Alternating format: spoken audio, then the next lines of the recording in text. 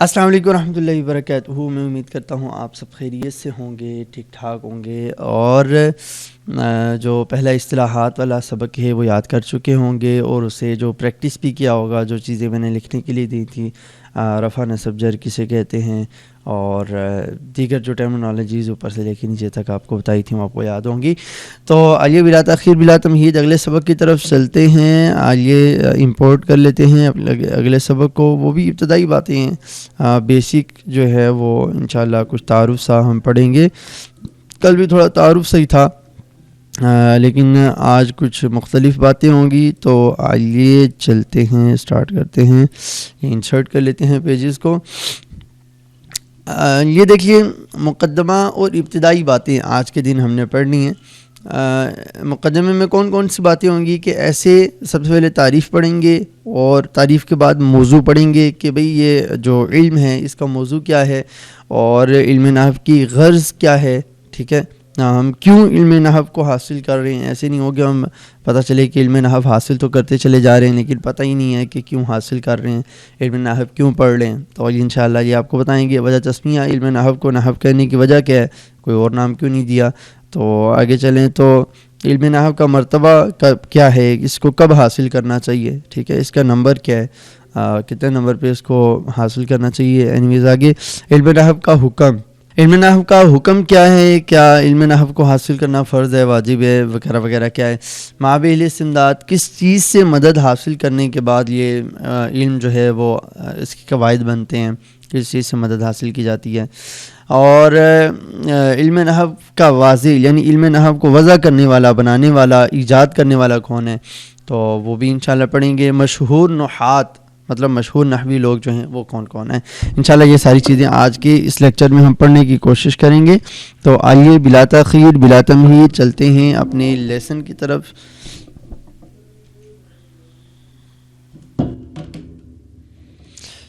تو آئیے بلا تاخیر بلا تمہید چلتے ہیں اپنے سبق کی طرف. یہ سب سے پہلے مقدمہ اور ابتدائی باتیں, ٹھیک ہے, یہ ہمارے سامنے موجود ہے. اور سب سے پہلے اس میں لکھا ہوا ہے علم نحو کی تعریف ایسے قواعد کا علم جن کے ذریعے سے اسم فعل اور حرف کے آخر کے احوال اور ان کو آپس میں ملانے کا طریقہ معلوم ہو. مطلب ایک تو یہ کہ آخر کے احوال معلوم ہو, ایسے قواعد کا علم جن کے ذریعے سے اسم فعل اور حرف کے آخر کے احوال پتہ چلیں. مثال کے طور پہ ہم نے لکھا ضرب زید عمرا. اب ہمیں کیسے پتہ چلے گا کہ زید کے آخر پہ کون سا اعراب آئے گا اور عمر کے آخر پہ کون سا اعراب آئے گا. تو یہ ہمیں بتائے گا نحو. ٹھیک ہے, مثال کے طور پہ زید کے آخر میں آئے گا رفع, ٹھیک ہے, اور عمرن کے آخر میں آئے گا نصب. مطلب زیدن کے آخر میں دو پیش اور عمرن کے آخر پہ دو زبر آئیں گی. تو یہ ہمیں کس نے بتایا, یہ نحو نے بتایا. کیسے بتایا وہ انشاءاللہ پھر بتاؤں گا آپ کو. تو یہ کہ ایسے قواعد کے علم جن کے ذریعے سے اسم فعل اور حرف کے آخر کے احوال معلوم ہو. ٹھیک ہے, اب فعل کی مثال دوں تو یہ اسم کی ہوگی. چلیں انشاءاللہ ساری اگزامپل آگے آتی رہیں گی. ایک اگزامپل جسٹ میں نے آپ کے سامنے ذکر کر دی ہے. اسم فعل اور حرف کے آخر کے احوال اور ان کو آپس میں ملانے کا طریقہ معلوم ہو. ٹھیک ہے, آخر کے احوال تو بتا دیا میں نے کہ یہاں پہ رفع, یہاں پہ نصب وغیرہ وغیرہ, لیکن ان کو آپس میں ملانے کا طریقہ بھی یہ ہمیں نحو سے ہی پتہ چلے گا کہ آپس میں ملانے کا طریقہ کیا ہے. ضربہ فعل ہے تو اس کو کون سے نمبر پہ لے کے آئے ہیں, ہم پہلے پہ لے کے آئے ہیں. یہ کیسے پتہ چلا, ہمیں نحو کے ذریعے سے پتہ چلا. اس کے بعد زید فاعل ہے تو اس کو دوسرے نمبر پہ لے کے آئے ہیں. عمرن مفعول ہے تو اس کے تیسرے نمبر پہ لے کے آئے ہیں. یہ ترتیب اور یہ ملانے کا طریقہ ہمیں کیسے پتہ چلا, یہ نحو کے ذریعے سے ہمیں پتہ چلا. بہرحال یہ بتایا تھا انہوں نے کہ ایسے قواعد کا علم جن کے ذریعے سے اسم فعل اور حرف کے آخر کے احوال اور ان کو آپس میں ملانے کا طریقہ معلوم ہو. ٹھیک ہے, تو یہ علم نحو کی تعریف ہے, یہ آپ نے لازمی طور پہ یاد کرنی ہے. علم نحو کا موضوع کیا ہے, علم نحو کا موضوع کلمہ اور کلام ہے. ٹھیک ہے, کلمہ اس حساب سے کہ کلمے کے وہ اعراب وغیرہ کیا ہوں گے, کلام اس حساب سے کہ ان کلموں کو آپس میں ملا کے تو جو ہے کلام جملہ کیسے بنایا جائے گا. ٹھیک ہے, کلمہ اور کلام ہے. کلمہ مطلب آخر کا اعراب کیا آئے گا, اور کلام مطلب ان کلمات کو آپس میں ملانا کیسے, کیا ترتیب رکھتی ہیں, کس کو پہلے لانا ہے, کس کو بعد میں لانا ہے. وغیرہ وغیرہ. تو یہ کلمہ اور کلام اس حساب سے ہے. ٹھیک ہے, یہ لکھا ہوا ہے. علم نحو کی غرض قرآن و سنت کا فہم اور عربی زبان میں لفظی غلطی سے بچنا, یہ علم نحو کی غرض ہے. مطلب علم نحو ہم پڑھ رہے ہیں تو علم نحو پڑھنے کے بعد ہمیں فائدہ کیا حاصل ہوگا, وہ یہ فائدہ لکھا ہوا ہے کہ قرآن و سنت کا فہم, مطلب قرآن و سنت کو سمجھنا اور عربی زبان میں لفظی غلطی سے بچنا. لفظی غلطی ہماری نہ ہو, مطلب یہ کہ عربی مثال کے طور پہ پہلے فعل کو لاتے ہیں, پھر فاعل کو لاتے ہیں, پھر مفعول کو لاتے ہیں, لیکن ہمارے ہاں زید نے عمر کو مارا, ہم اس طرح سے ترجمہ کریں گے, پہلے فاعل پھر مفعول پھر اس کے بعد فعل لے کے آتی ہیں ہماری اردو میں. تو برل یہ جو ہے عربی زبان میں لفظی غلطی سے بچنا, یہ اس کی غرض و آیت ہے, اس کا مقصد ہے. تو آگے وجہ تسمیہ, مطلب علم نحو کو نحو کہنے کی کیا وجہ ہے. ٹھیک ہے, اس کو کوئی اور نام کیوں نہیں دیا, نحو ہی کیوں کہا گیا. تو یہ بتا رہے ہیں کہ نحو کا ایک معنی ہے طریقہ اور مثل. ٹھیک ہے, نمبر 1 پہ ہم یہاں یوں لکھ لیتے ہیں, طریقہ اور مثل. ٹھیک ہے, طریقہ اور مثل, چونکہ اس علم کو جاننے والا عرب کے طریقے پر اور ان ہی کی مثل کلام کرتا ہے, اس لیے اس کو علم نحو کہتے ہیں. ٹھیک ہے, چونکہ علم نحو کا مطلب ہے طریقہ اور مثل, اور اس علم کو جاننے والا عرب کے طریقے پر اور انہی کی مثل کلام کرتا ہے, اس لیے اسے علم نحو کہتے ہیں. ٹھیک ہے, نمبر ایک وجہ یہ ہوگی اسے علم نحو کہنے کی. اور نمبر 2 پہ کون سی وجہ ہے, اس علم میں کلمہ کے اعراب سے بحث کی جاتی ہے, اس لیے اسے علم الاعراب بھی کہتے ہیں. اس مطلب یہ اس کا دوسرا نام ہے. کلمہ کے اعراب سے بحث کی جاتی ہے, مطلب اعراب کہتے ہیں زبر زیر پیش جو تبدیل ہو رہی ہوتی ہیں, اس کو اعراب کہتے ہیں, اس لیے اس کو علم الاعراب بھی کہتے ہیں. چلیں اس میں یوں نہیں کرتے, اس کو الگ سے لکھ لیتے ہیں, علم الاعراب بھی کہتے ہیں, کیونکہ اس میں اعراب تبدیل ہوتا ہے. آگے مرتبہ علم نحو کون سا ہے, علم نحو کو کب حاصل کرنا چاہیے. تو علم نحو کو صرف کے بعد اور علم بلاغت اور فلسفہ وغیرہ جو دیگر علوم ہیں ان سے پہلے حاصل کرنا چاہیے. اب یہاں پہ تقریباً ہمارا 1 پیج ہو گیا. ٹھیک ہے, مرتبہ کون کون سا ہے جو میں آلریڈی آپ کو بتا چکا ہوں. علم نحو سب سے پہلے صرف ہے, اس کے بعد نحو ہے, اور پھر اس کے بعد بلاغت وغیرہ. ٹھیک ہے, وغیرہ وغیرہ. اور علم نحو حاصل کرنا واجب علی الکفایہ ہے. مطلب میں نے بتایا تھا کہ علم نحو حاصل کرنے کا کیا حکم ہے, کیا فرض ہے, واجب ہے, سنت ہے, وغیرہ وغیرہ کیا ہے. تو علم نحو حاصل کرنا واجب علی الکفایہ, جس طرح فرضی کفایہ ہوتا ہے نماز جنازہ پڑھنا, اگر پورے علاقے میں سے کسی ایک نے بھی یہ فرض ادا کر لیا تو سب کی طرف سے ادا ہو جاتا ہے, اگر کسی ایک نے بھی یہ فرض ادا نہ کیا تو سب کو فرض کے ترک کرنے کا گناہ ہوتا ہے. تو اسی طرح یہ علم نحو حاصل کرنا واجب علی الکفایہ ہے. پورے ایک علاقے کے اندر کسی ایک بندے نے اگر علم نحو حاصل کر لیا تو بقیہ سے بھی جو واجب ہے وہ ساقط ہو جاتا ہے, وگرنہ سب گناہ گار ہوں گے علم نحو حاصل نہ کرنے کی وجہ سے.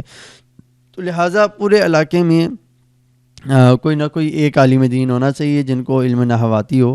تو برل آگے کی طرف چلتے ہیں. تو ما بہل استمداد, وہ چیزیں جن سے نحو کے قواعد بنانے اور ثابت کرنے کے لیے مدد لی جاتی ہے, جس سے جو ہے ثابت کیے جاتے ہیں. مطلب تو چلیں آپ کو ایکسپلین کرتا ہوں. نحو کے قواعد بنانے اور ان کو ثابت کرنے کے لیے قرآن و حدیث اور خالص کلام عرب سے مدد لی جاتی ہے. ٹھیک ہے, نمبر 1 ہم قواعد بنانے ہیں نحو کے. مثال کے طور پہ ہم یہی چیز جو ابھی ہم نے تھوڑی دیر پہلے پڑھی ہے کہ ضربا زید عمرن, ضربا پہلے آیا, زید بعد میں آیا, عمر اس سے بعد میں آیا, پہلے فعل پھر فاعل پھر مفعول آیا. تو یہ کس وجہ سے آیا, تو اس کی کوئی ریزن ہمارے پاس ہونی چاہیے. یہ دیکھیں, مثال کے طور پہ ہم نے لکھا ضربا زید عمرن. ٹھیک ہے, اب یہاں پہ فعل پہلے آیا, پھر فاعل آیا, پھر مفعول آیا, فعل فاعل اور مفعول. ٹھیک ہے, اب یہ فعل فاعل مفعول یہ ترتیب ہمیں کہاں سے پتہ چلی. تو اس کے لیے کہہ رہے ہیں کہ یہ 3 چیزیں جو ہیں وہ آپ 3 چیزوں کے ذریعے سے ہم قواعد بناتے ہیں. 3 چیزوں کو دیکھ کے. نمبر 1 وہ کون سی ہے, قرآن پاک ہے. ٹھیک ہے, اور نمبر 2 حدیث مبارکہ. ٹھیک ہے, اور نمبر 3 خالص کلام عرب.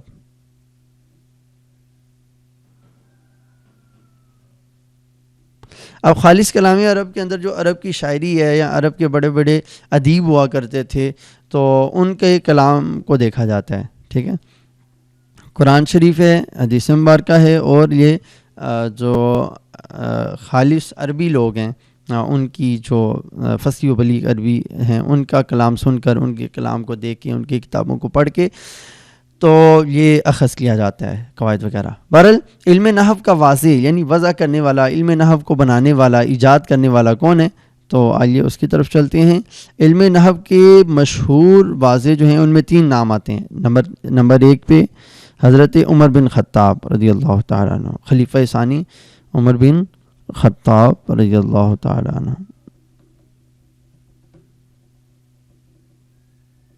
امید آپ کے پاس کتاب ہوگی, مجھے زوم کرنے کی ضرورت نہیں ہے اس کو, میرے پاس بڑا ڈسپلے لگا ہوا ہے اس لیے میں تو ایزیلی پڑھ پا رہا ہوں. اگر آپ کے پاس بھی بڑا ڈسپلے ہوگا پڑھ پائیں گے, ورنہ یہ جو ہے آپ کے پاس کتاب بھی ہوگی, کتاب سے آپ دیکھ لیں. اور جو دوسرے واضح ہیں, دوسرے ایجاد کرنے والے علم کو حضرت علی رضی اللہ تعالیٰ عنہ, شیر خدا کرم اللہ تعالیٰ وجہ الکریم, مولا علی کرم اللہ